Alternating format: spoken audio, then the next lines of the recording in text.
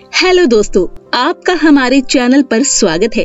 कहानी शुरू करने से पहले कृपया हमारे चैनल को सब्सक्राइब करें और बेल आइकन दबाना ना भूलें, क्योंकि हम लाते रहेंगे आपके लिए रोज मजेदार कहानियाँ। तो चलिए कहानी शुरू करते हैं।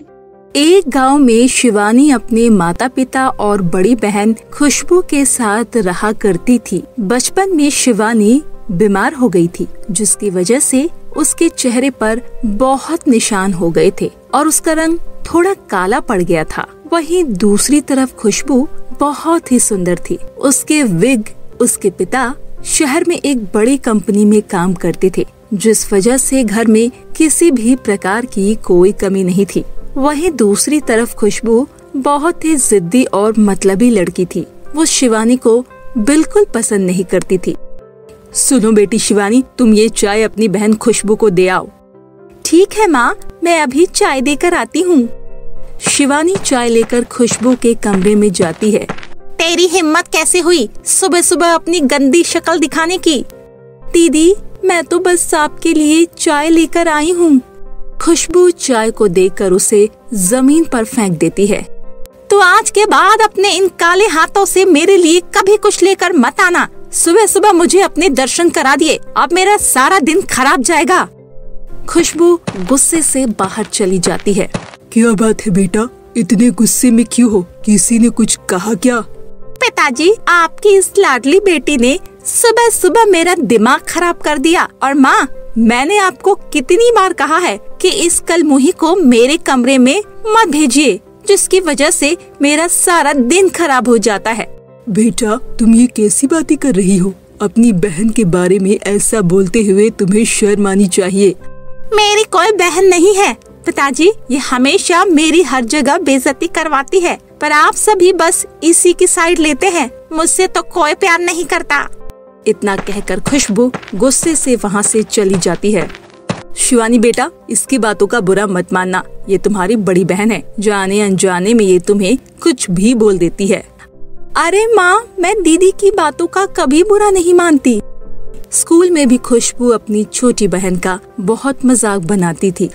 अरे दोस्तों, तुम ही बताओ, ये कलू माई क्या मेरी बहन लगती है तुम्हें? तुम सबको पता है ये हमारे घर में काम वाली थी और ये हमारा घर छोड़कर भी चली गई थी। उसके बाद मेरी मम्मी ने इसे पाल पोस कर इतना बड़ा कर दिया।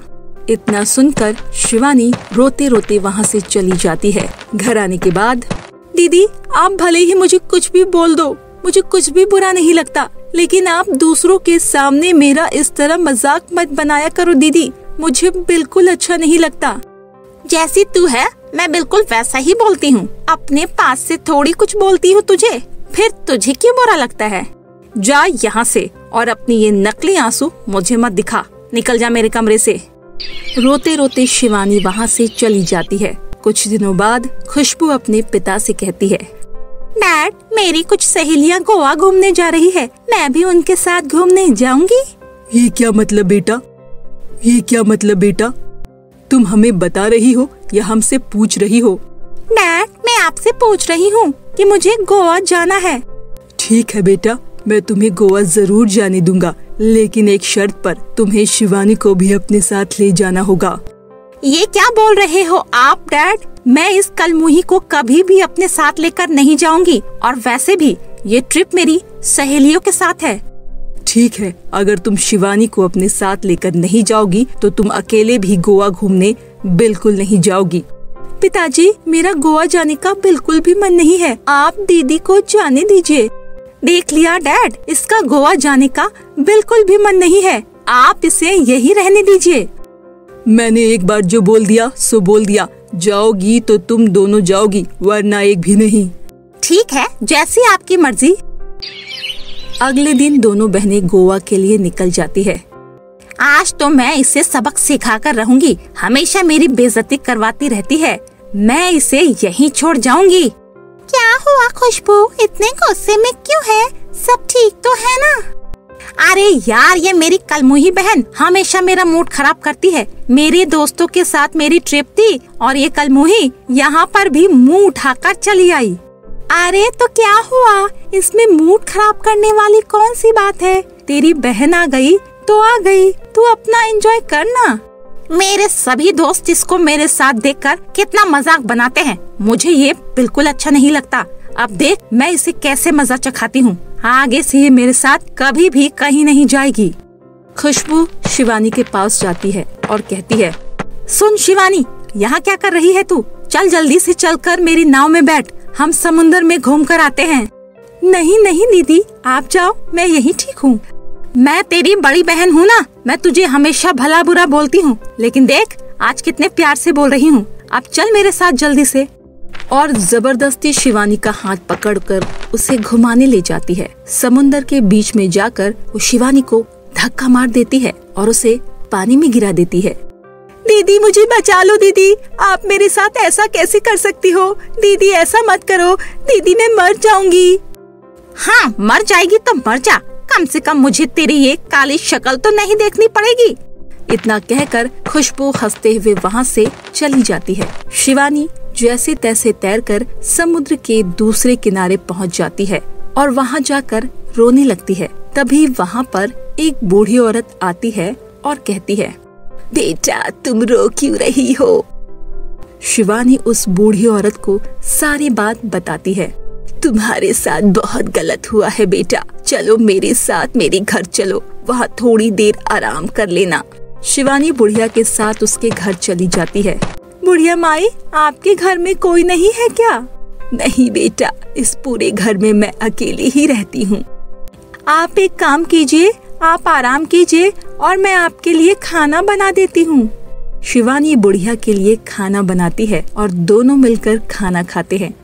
शिवानी अब उस बुढ़िया की बहुत सेवा करने लगी थी।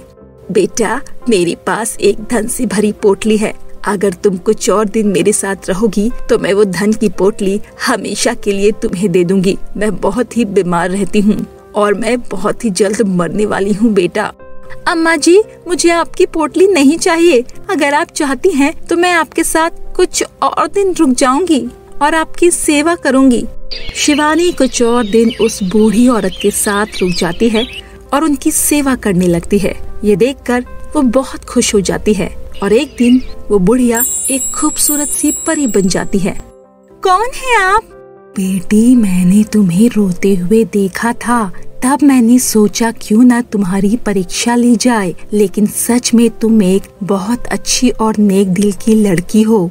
भले ही तुम्हारा रंग कितना भी काला क्यों ना हो, लेकिन तुम में ईमानदारी बहुत है, इसीलिए मैं तुम्हें कुछ देना चाहती हूँ।